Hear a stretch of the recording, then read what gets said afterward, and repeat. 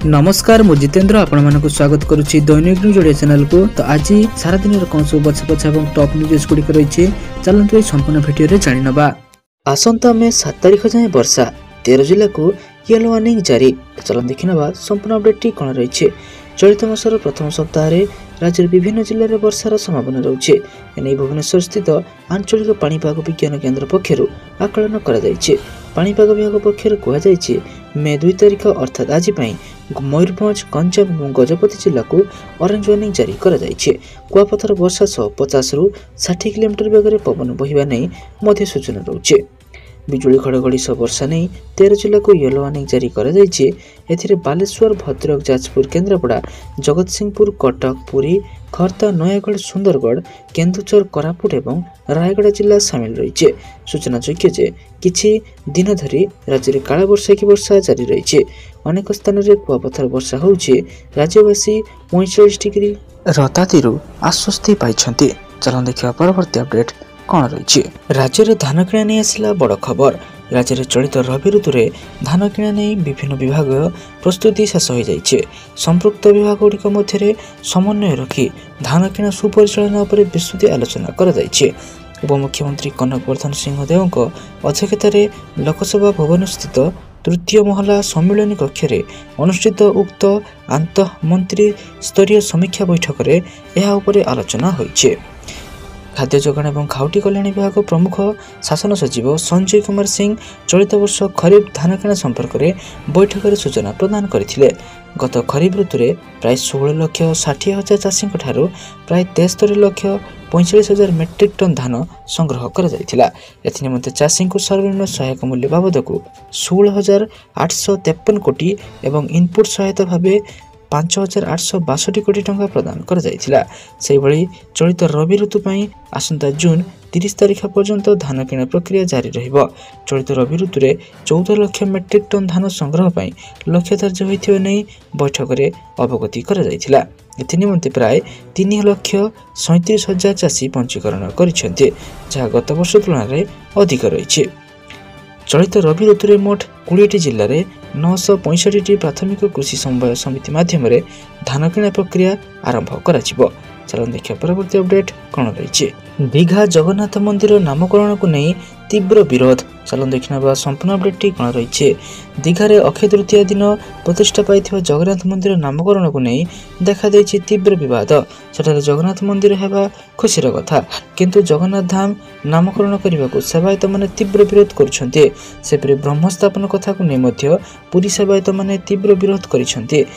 भारतर 4 धाम मध्य अन्यतम तथा श्रेष्ठ धाम होउछंती श्रीक्षेत्र धाम बा जगन्नाथ धाम। एठारे ही दारु ब्रह्म पूजा पाउछंती, किंतु जगन्नाथ धाम एवं ब्रह्मस्थापना को अग्रणीय बोली सेवायत प्रतिक्रिया रखिछंती। दीघा जगन्नाथ मंदिर एक दर्शनीय एवं पर्यटन स्थली होई पारे, किंतु कौनसी परिस्थिति रे एहाकु जगन्नाथ धाम कुहा जाय परिबो नाही। जगन्नाथ धाम नामकरण एक चक्रांत बोली अभियोग कहिछे। एथिसह प्रस्तर मूर्ति स्थापित हो पारिबो नाही बोली वरिष्ठ सेवायता कहिसेंते। प्रत्येक ओडियांको सह राज्य सरकार श्री जगन्नाथ संस्कृति प्रेमी एवं गवेषक एथिरे हस्तक्षेप करने को सेवायत दृढ़ दाबी करिसेंते। सेपरि पुरी रो किछि दैतापति सेवायत प्रतिष्ठा उत्सव में सामिल हेबा ए विवाद को बढ़ाई दैछे।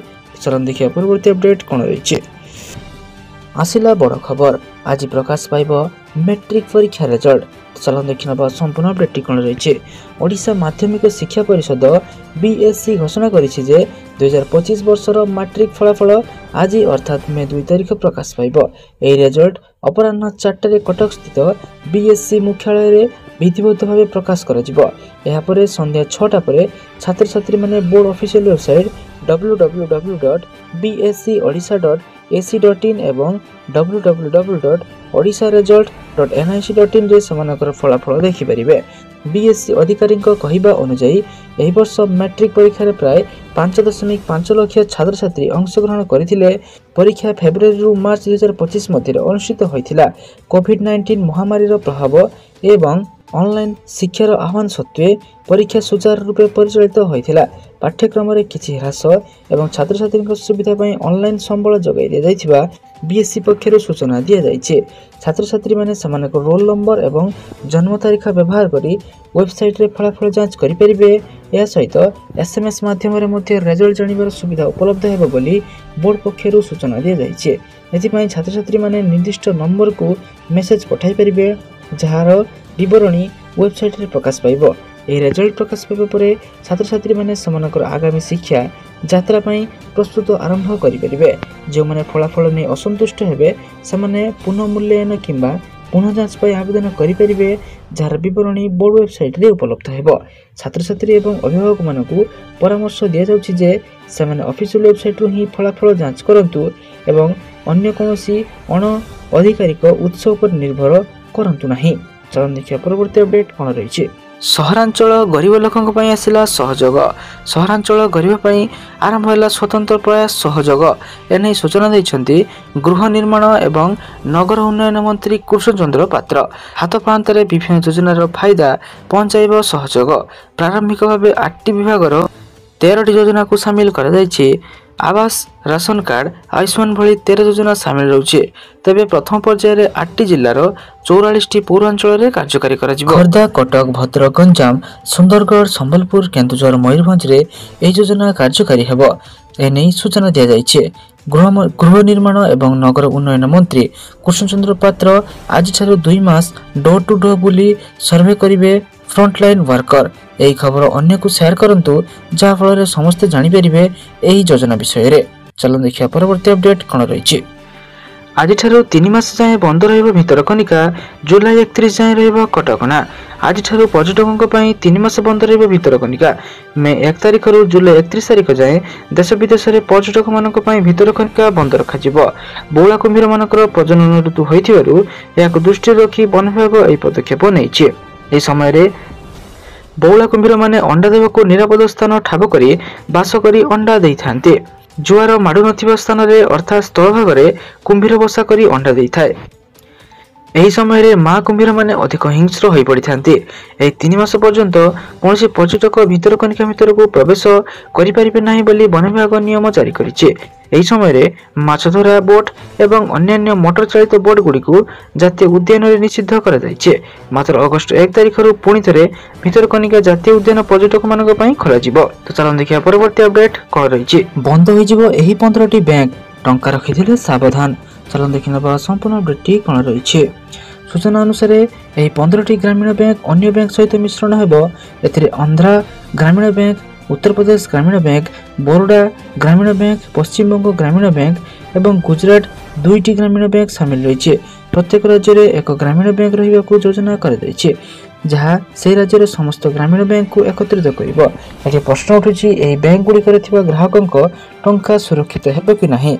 सरकारी सूत्र अनुसार ग्राहकंक टंका संपूर्ण सुरक्षित रहिबो। ए मिश्रण प्रक्रिया रे ग्राहकंक अकाउंट जमा राशि ऋण एवं अन्यान्य सेवा नुआ मिश्रित बैंक को स्थानांतरण हेबो। ग्राहकंक कोनोसी आर्थिक क्षति हेबो नाही। बैंक शाखा गुड़िकर संख्या रे कोनोसी ह्रास हेबो नाही बरं डिजिटल बैंकिंग एवं ग्राहकंक सेवा रे उन्नति घटिबो। केंद्र सरकारक ए निष्पत्ति ग्रामीण बैंक गुड़िकर आर्थिक दृढ़ता वृद्धि करिबो एवं सेवार गुणवत्ता उन्नत करिबार लक्ष्य रखिছে। बैंक गुड़िकर डिजिटल एवं ग्राहक सेवा अवसंरचना अधिक मजबूत हेबो।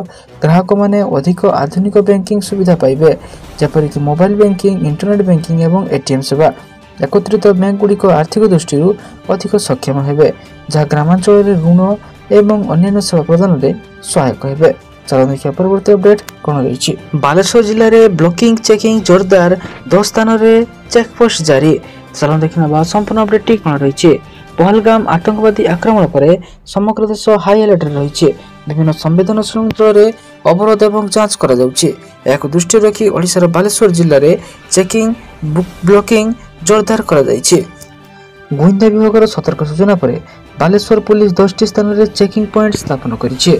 राज्य सीमा एवं बालेश्वर जिला सीमा मध्य रे एही चेकिंग पोस्ट गुडी स्थापन करा जाइछि। संदिग्ध व्यक्ति मानक नजर रखाଯାଇଛି।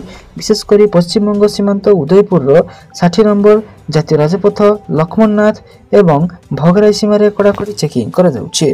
पश्चिमबंग को जाउथुवा समस्त जानवाहन को भल भाव जांच करा जाउछि। सेपरि जिलार समस्त सामुद्रिक पुलिस स्टेशन उपर विशेष ध्यान दिया जाइछि।